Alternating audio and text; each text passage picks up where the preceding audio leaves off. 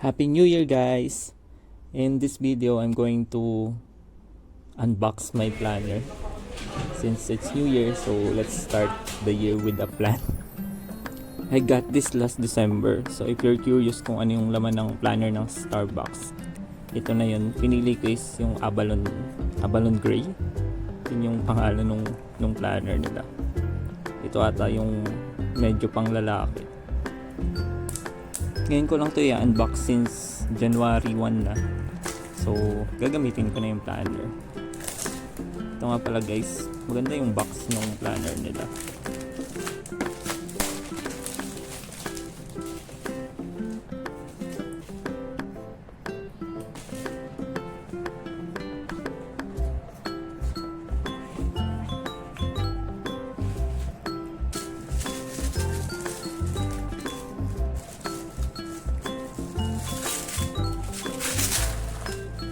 Wow, nice design ng pen. Parang copper gold, pero more copper. Pero yung ano niya, yung tinta niya parang ano lang, regular ball pen lang talaga. Not bad.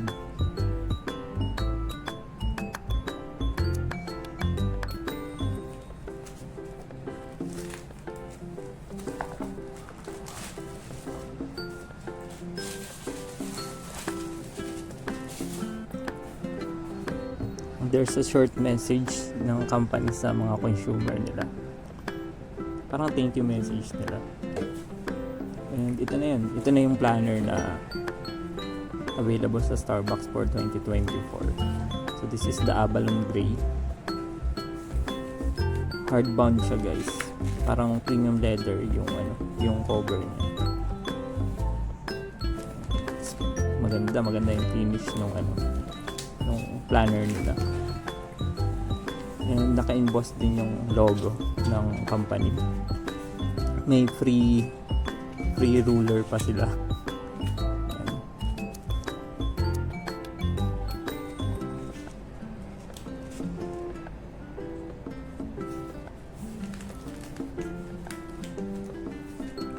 And then marami ding parang pocket.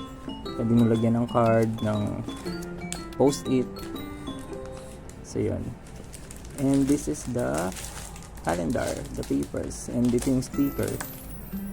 So kung gusto maging artsy habang naglalag ka ng plan mo for 2024 o yung mga to-do list mo, pwede mo lagyan ng stickers. Let's check kung ano yung kasama pa nito sa loob. So yan, these are the stickers. And ito mismo yung paper niya. Manipis lang yung paper.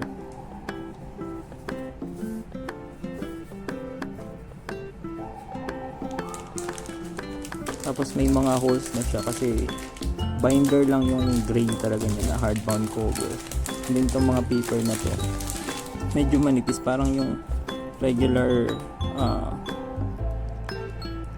coupon band. Ayan. Meron lang siya mga partition na artwork. Yung nagsaseparate ng mga months.